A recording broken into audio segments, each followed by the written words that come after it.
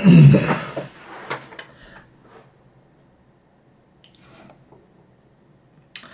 evening, everyone. I'm Blair Warner, and joining me today is Danny Milner for the National League Championship 2025 preview show, or unofficial National League Championship 2025 preview show. You want to say anything, Danny? What's up, everybody? How's it going? It's good to be back, and it's good to finally have National League back for 2025. And to be honest, I can't wait for this one. Yes, very exciting. Auckland City seem to have fallen far from where they usually stand in regards to National League standings, ironically enough. So we'll just go. We'll be going through. It's like reigning champions, and then this season they haven't had the best of seasons. They've played so many games. They've been to the Club World Cup, Intercontinental Cup. They've only just scraped it through. But you never know with Auckland City. They're always going to try and compete, and no doubt they'll try and be close to that grand final spot come the end of the season.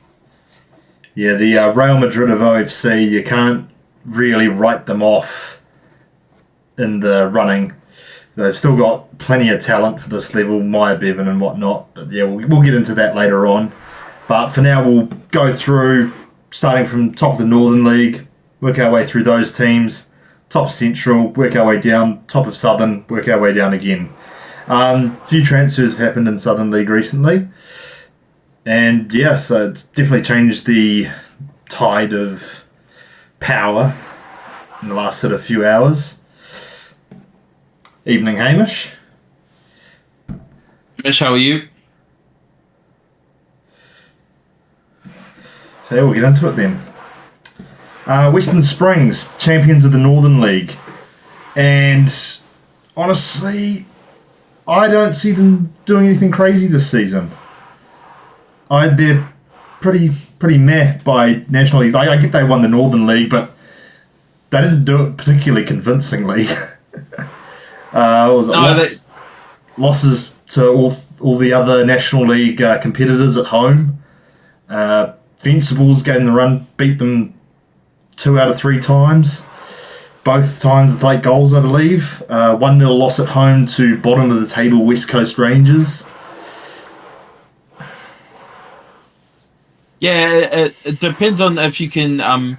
For me, it's all depending on Western Springs and if they can consistently do it for a long period of time. Because as you see in that results graph, there's a lot of reds, there's a lot of oranges. So it's whether you can be consistently good enough for the 10 games, and they come thick and fast, and there's no easy 10 games in the National League this year. And first up, it could be a big test against Suburbs.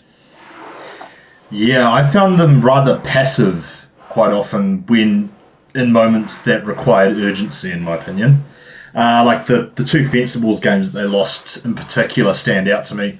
And I think Western Suburbs are pretty keyed into what Western Springs will throw at them and have quality counters to that. And I think most teams in the league even have quality in the area, in the channel and whatnot with their wingers. And yeah, so I could see them honestly bottom half of the table. Well, it's quite interesting. We have a look at the players that they've got there. They've got the experienced Oscar Mason goal, who's done it for not only Napier but have done it for Hawke's Bay. They've got someone like Ben Wallace, who's done it for the Phoenix and has been with Scott Hales for the past couple of years at Springs. And then you've got V Drake, who has been at top goal scorer. Yeah.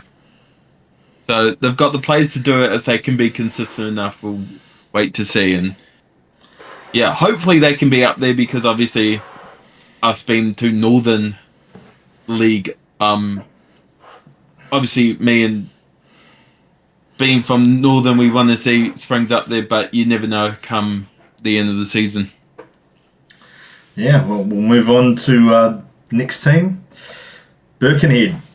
I think this is one that could do quietly, I say quietly, but I think they could do very well.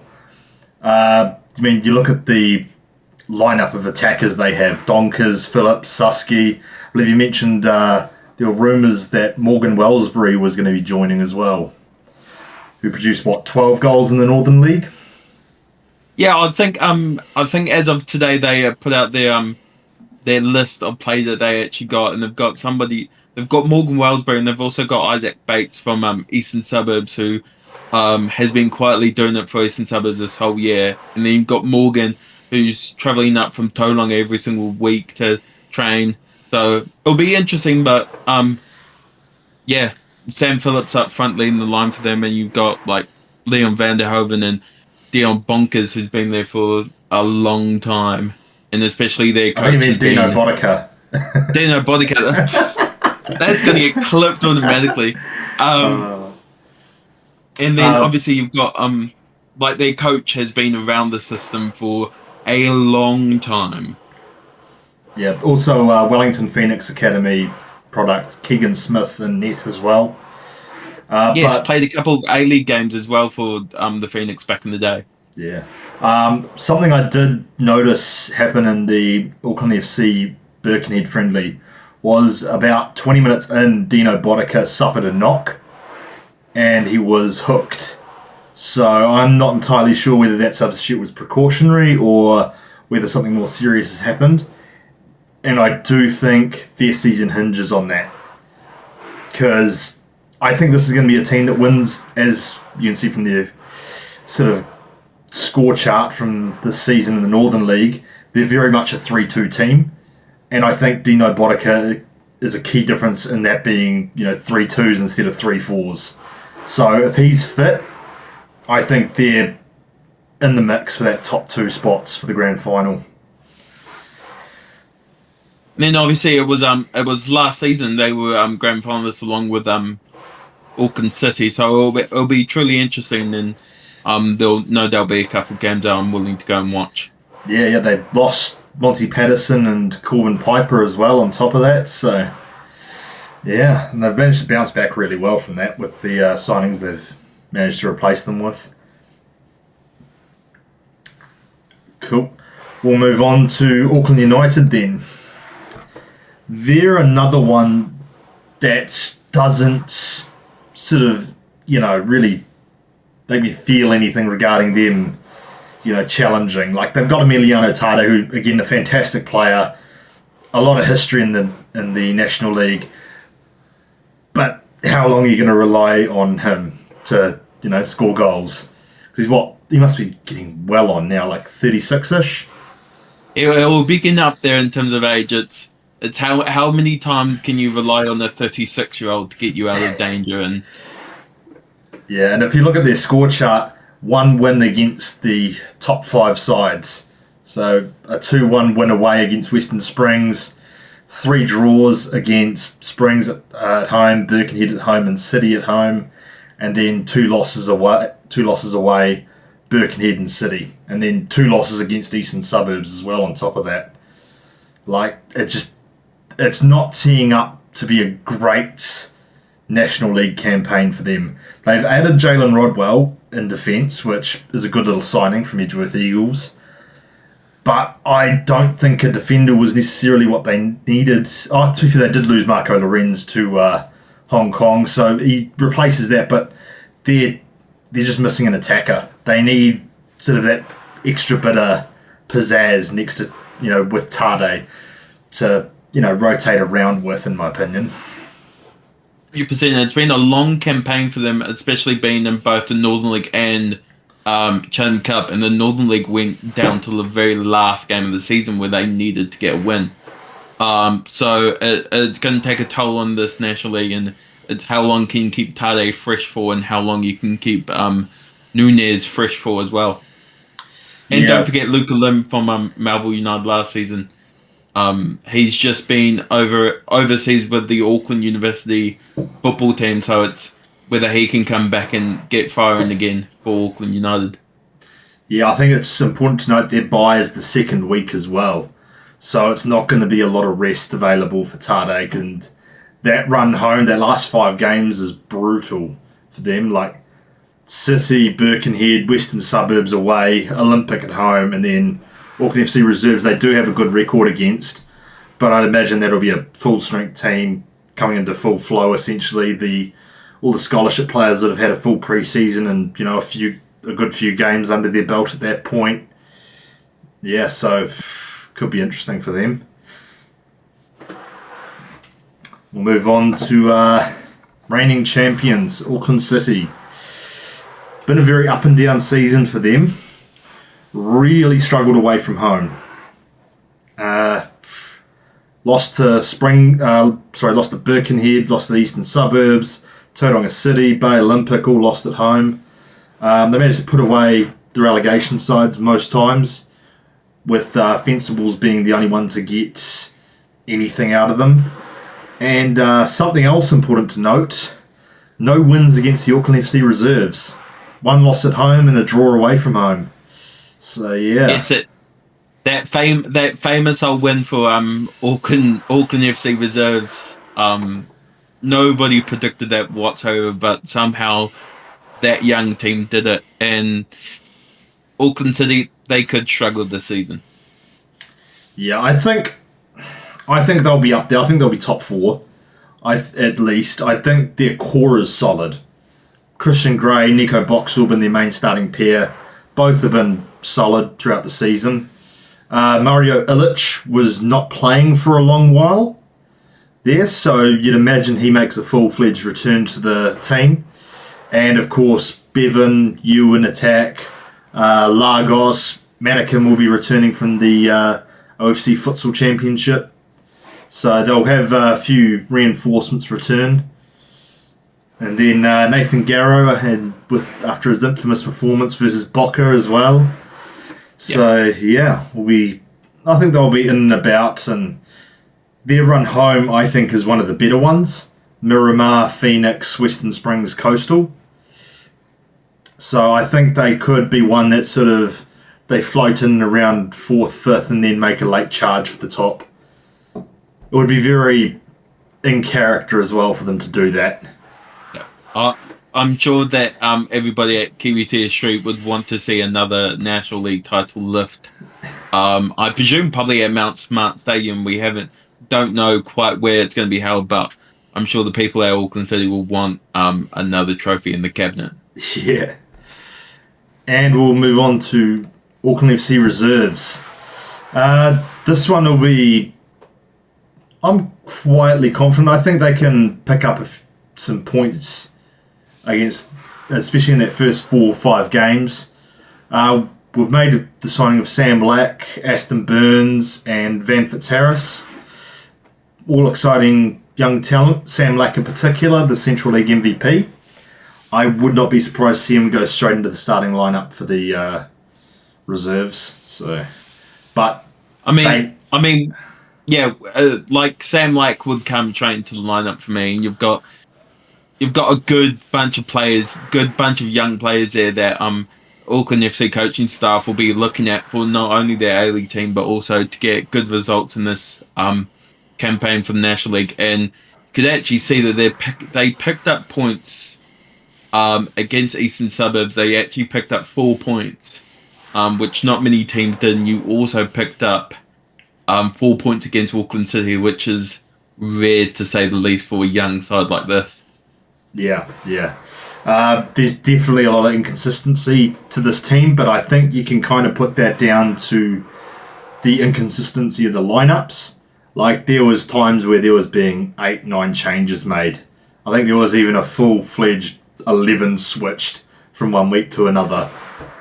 So it's kind of, you can't really blame them when half of them have only played half the games and whatnot. But yeah, I think if we can keep a bit of consistency, especially with that centre-back pairing of Nabino and Visilic, because that was a pairing that was the pairing behind the 2-0 win over Suburbs. Visilic won man of the match for that game as well. I think if those two can get consistent minutes together, I think that'll severely increase Auckland's chances of having just a decent season, really. Finn McKinley, Cody Phoenix, Adama Koulibaly and Ollie Middleton all away for international duty at the Under-20 World Cup as well. I think McKinley and Phoenix are the only two real big misses there. Wreck-It Ralph, Wreck-It Ralph Rutherford. He'll be back into it on one of the wings. I imagine. I imagine Sam Lack will probably be on the other.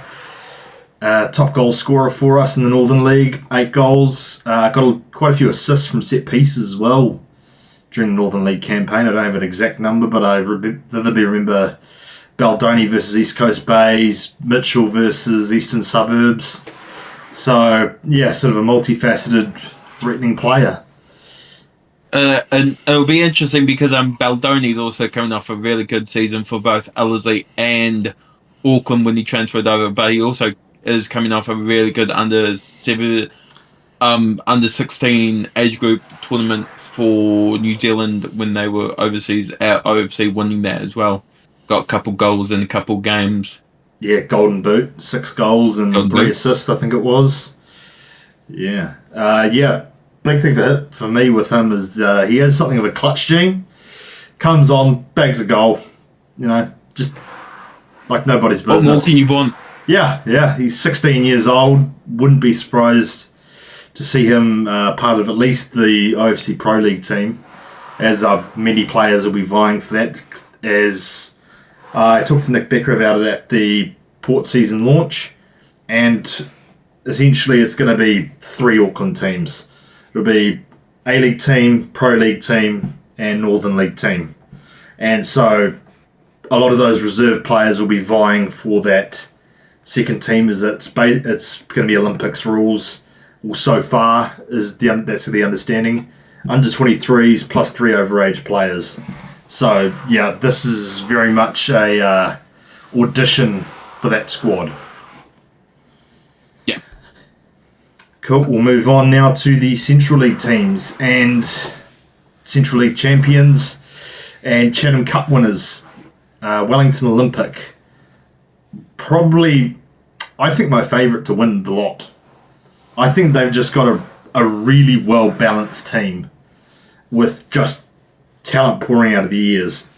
Henry Sinclair and Jack Henry Sinclair, Hamish Watson up front, Issa Prinz in midfield, a defence involving Supik, Mata and Gully with Basilage in goal. It's just a high-quality squad.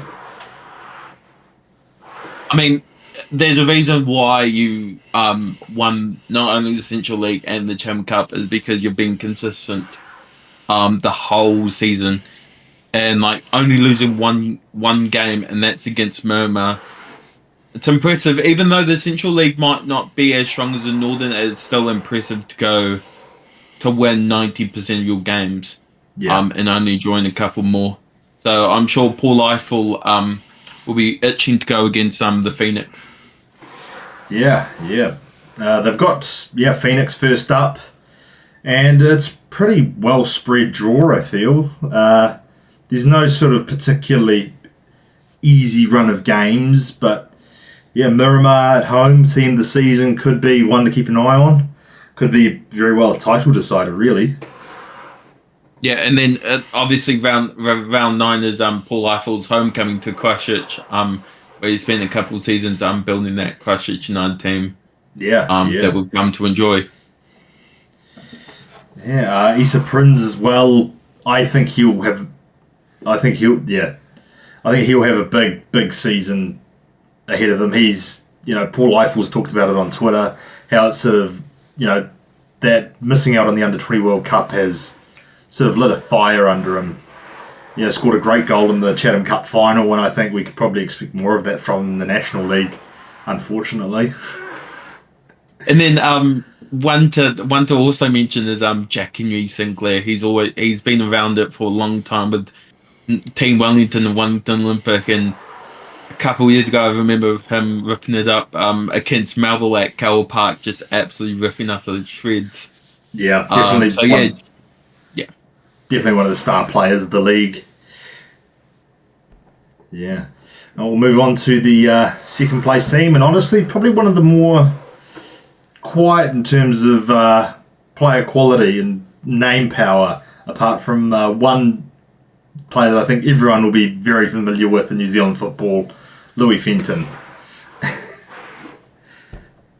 Everybody knows who Louis Fenton is. He's a barber and now he's a footballer. I'm sure Carl Herbert will be wanting him to join his expertise from playing in the A-League. Yeah. I think Miramar sort of suffer from something very similar to Auckland United, where they've got a very aged striker who's scoring a lot of goals and doing a lot of the carrying in Martin Bueno, and they just don't really have much else.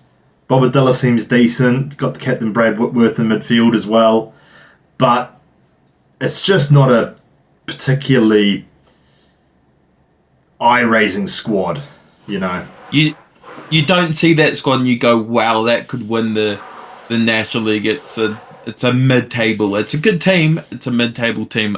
Yeah. But also you've got Ronaldo Muniz also from Hamilton Wanderers in there. He's good on his day. He can score good free kicks, but it's a good solid team, but mid-table. Yeah. Again, not really much to say on it, so we'll move along. And yeah, Western Suburbs. I think this is the dark horse.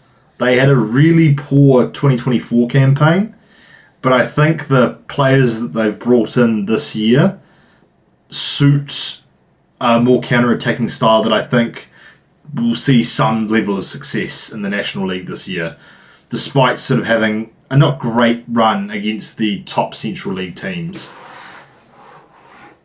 Well, I don't think you can go any worse than what they did last season. Obviously, finishing in last place, so you can't go worse. Second to last, Eastern Suburbs. Second to 4 last. points.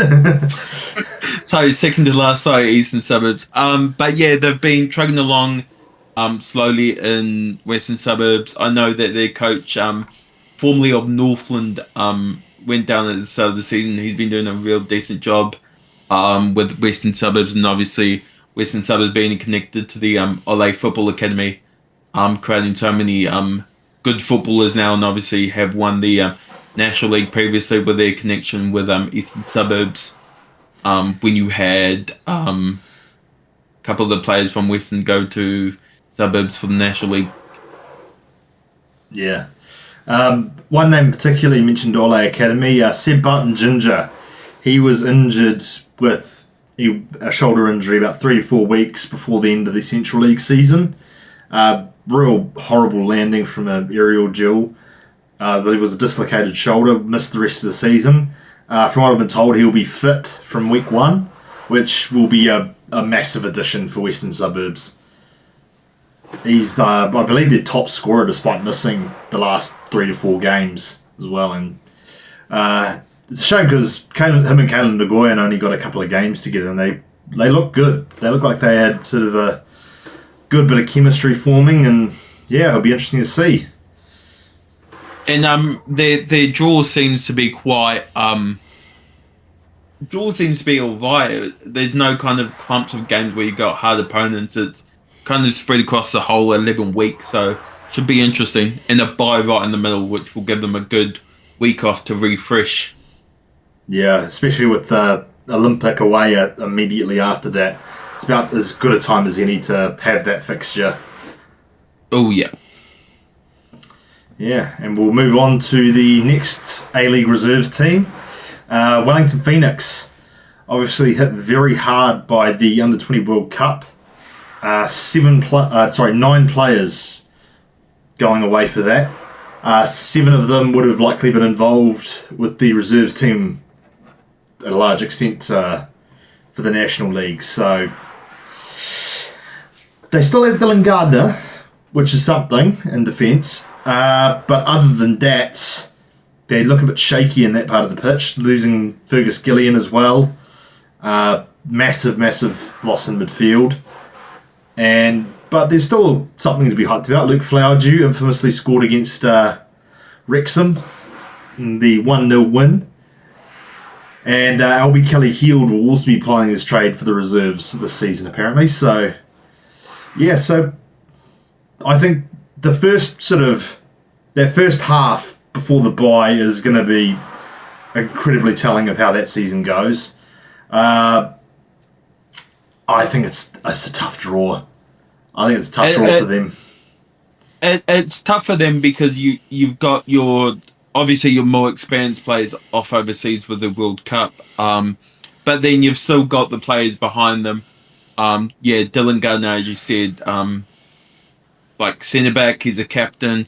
You've also got a couple other. You've also got Luke Mitchell from Wanderers, 2 Wanderers boys that I've mentioned. But yeah, they'll find it tough. But I'm sure if I know Chris Greenacre, he'll want to get a couple good results before the end of the season. Yes, unfortunate that those players away will likely miss Olympic at home. That's realistically you want a full strength squad for that game, and again the reserves derby. Again, you want full strength, but yeah. And then Christchurch United, probably the only chance you're going to get at revenge for the Oceania Pro League. And Auckland United is, I think, a team that you could probably get at. You may or may not have players back for that. And then Miramar at home. So that it's a brutal first 5 games. Especially when the Miramar win this season. I think Miramar had 1 or 2 players sent off in that 1-0 win. But Lachlan Candy, I think, if Lachlan Candy can get going, he should be able to plug that gap going forward at the very least. He looked very good in that game against Wrexham and had some really nice touches. Yep. Yeah. Sweet. And we'll move on to the Southern League, I believe, with Coastal Spirit, who made a sort of a bit of a shock announcement this afternoon with the signing of Derek Tiku from Bay Olympic to replace Riku Ichimura, who went overseas to Bhutan on a professional contract. The Southern League MVP and Coastal Spirit's top goal scorer and Southern League Golden Boot winner, I believe. Yeah. I mean, they've to be able to sign Derek Tiku, also the MVP, for a couple years in the Northern League, to be able to sign him just before the season starts is a massive boost for them, especially up front. You know what Derek's like in the box. If he gets the ball, he's often going to lay it off for a strike or he's going to turn and shoot himself. So, look, they could find it difficult, Coastal Spirit, but they've got a good bunch of players, and you'll be right behind Nick Petchford as part of his unofficial fan club. You'll be right behind him. Of course. They've also pinched UC Van Dam from Kashmir Tech. Been a quietly good little midfielder for them. Bagged 7 goals the season. And Liam Cotter, who I assume will essentially be the heir to Riku Ichimura out wide. He was another one that was having a pretty good season. I believe it was 1 or 2 goals actually behind Ichimura, which ideally you'd fill the gap. Joe Hall as well in midfield, and the experienced Danny Boys in defence. It's the one thing that stands out to me is those 2 losses to Cash Tech. Cash Tech sort of did the classic slip in the bathroom and let old Christchurch United on past when they drew with Nelson Suburbs, and Coastal Spirit never really got the better of them this season. So it leaves me wondering whether Coastal are they up for it? Yeah, like the funny thing is that you never know if they're going to be up for it, but then it comes to the National League and they pull one straight out of the hat. So it's a big unknown. You never know what Coastal is going to be like. Their fixtures, they look all right, pretty well spent. I mean, you've got by round 10, which is really unhelpful. But yeah, they've got some good players to watch. It's whether they can combine all together and make a campaign to remember. Yeah, Birkenhead at home and Olympic at home aren't bad draws. Though both teams were travelling quite far, I think that's probably the best you could have asked for, really. Especially in round 1 against Burko. Yeah. Yeah. I think, Burko could be that first game, I think, is going to be very telling of how the season goes, because I see a world where Burko go out there and just bash them, by a good 3-4 goals if they can't get their feet under them, and that you don't want that setting the tone for the rest of your season. Definitely not.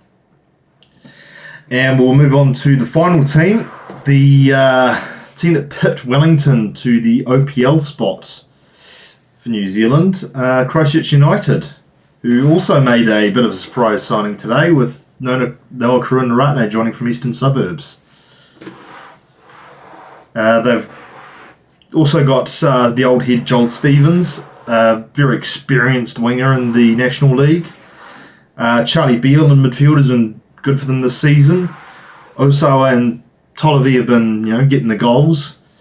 They got very, very lucky with regards to qualifying for National League. They looked dead and buried with 2-3 games left. And then Cash Tech went and drew with, I believe it was either one of Nelson Suburbs or Dunedin City Royals. And just left the door wide open for them. And they bashed Wanaka 7-0 to make their way through. Yeah, it's quite interesting. You had two teams vying for it, two rivals vying for it, that compete every single year for the Steve Sumner Trophy, and then Cashmere just left the door wide open, and Christchurch kind of went through the door and said, "Hello, I'll take this," and they made National League, which is good for their aspirations long term. They've got some good players. They've got a good coach. Christchurch has always been up there in the Central. It's whether they can do it on the national stage of this year. Yeah, a lot of investment as well in the club. The facility video showing the potential new stadium as well and whatnot, and the steps they're making to becoming a fully professional club. They're an interesting one. They're probably the one that I am most unsure about regarding where they place, because I think they've got that bit of spark in attack with Karunaratne and Stevens on the wings. They've got that midfield to toil away, and they've got some solid defenders. They feel almost like a Wellington Olympic light, and that I could see them pushing top 4. I could also see them finishing bottom 4. It's literally going to be a toss of coin for me. You look at their team, that it's going to be amazing, but then it's the unknown factors that we're not aware about. It's a toss of a coin.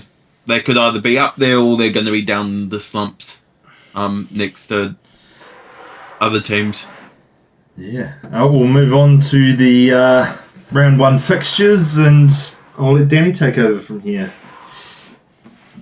So, obviously, in round 1, the first game of the season is AFC's first ever game in the National League. They're heading to David Farrington Park against a team of Miramar Rangers. It's their first game in the National League for a couple of seasons.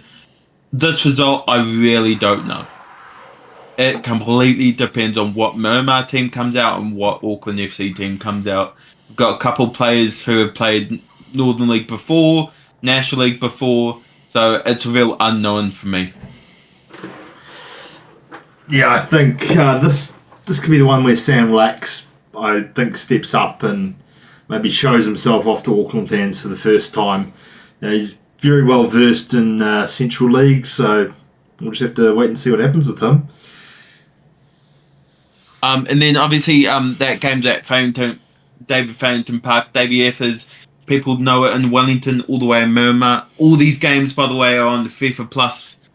So yeah, enjoy it on FIFA Plus action. Second game, we've got a replay of the quarter-final of the Cup, where Auckland United famously won it late on with Tade getting the goal and all that kind of stuff. But yeah, this is arguably going to be another big unknown for me, because Auckland United are coming off a 6-1 loss to AFC Reserves last week, I'm pretty sure, and nobody saw that coming. Yeah. No real additions in attack either. Whilst Christchurch United have gone out and signed Noah Karunaratne, who is a very big upgrade out on that left wing, in my opinion.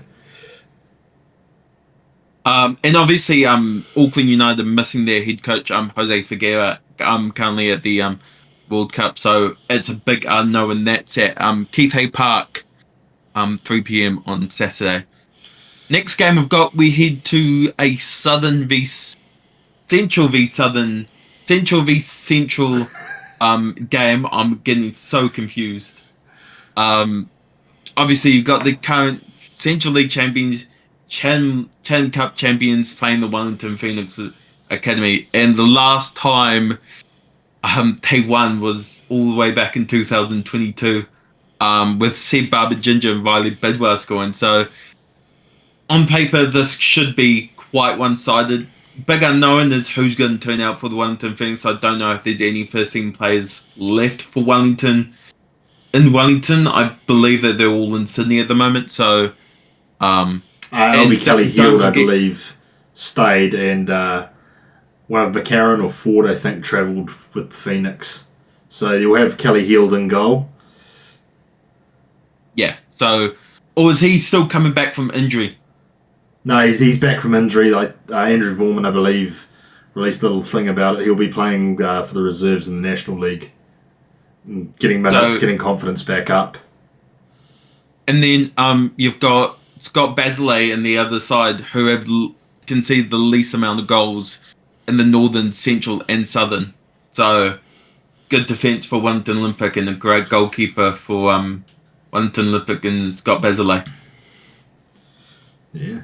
Obviously, next you've said it's Western Springs versus Western Suburbs, the West Derby, the unofficial West Derby. Northern League champions taking on a Central League team that only lost 4 games this whole campaign, for a new coach. Scott Hales has done his job. He said that he wanted to win the Northern League, and he did. They only missed out 2 points last season for the top for the finals last season, so they'll be wanting to do one better. And obviously Western Suburbs coming in with a brand new coach.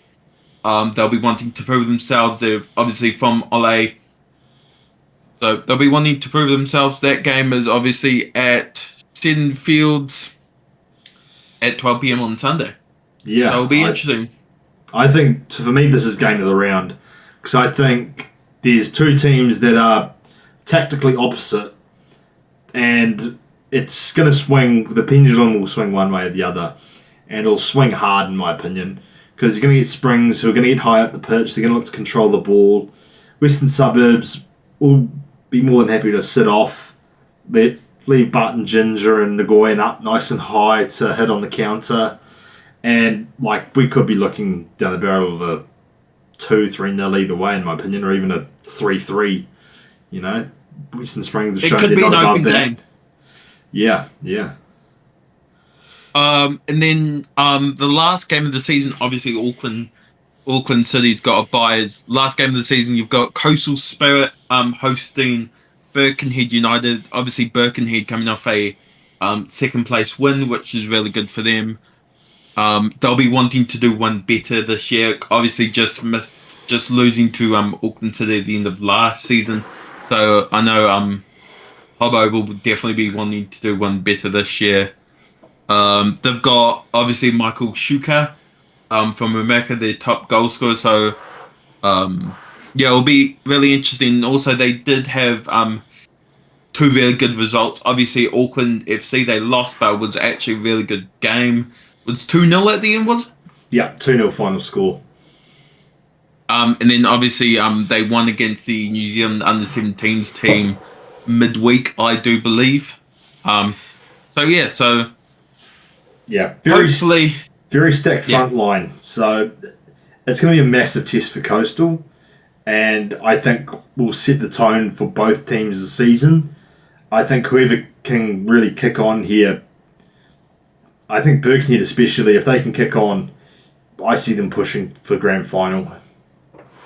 The raw firepower that they have up top should be enough to get them there if it can get going. 100%, and Burko's always been a good club. I mean, it used to be the Waitakere United, now it's gone to Burko. So I believe that they'll be up there. Whether they will make the final, we'll probably find out by about mid-season. We'll be able to tell you who our predictions are. Yeah. Yeah, and Auckland City with the bye. Nothing really in that with the first round bye. Doesn't really change much, I feel, for them. Just an extra week of pre-season. They'll want to watch this weekend and see where everybody sits. It's an advantage not playing week 1 because you can analyze what other teams do, but it's another week of pre-season. Maybe they're playing an internal. You never know. They might be having a lad's trip over to Waiheke. All we know. I'm sure the Waiheke lads will let them know who's boss after the Chatham Cup game. 100%. Yeah, well, that's I believe that's pretty much us done and dusted regarding National League coverage. Yeah, I'm sure we'll probably do something again next week and cover week 2 and do a review of the first round. And yeah, we'll leave it there, I think. Yeah, make sure tomorrow if you're in or around Hamilton, you come down and see the Good for Good charity game at Pirate Stadium tomorrow. It kicks off, I think, around 11 a.m. and there's 4 games. There's Marco Rojas there at Taiku before he goes to Coastal, so there's some good plays on action tomorrow. Yeah, me and Danny will both be there, so yeah, see us.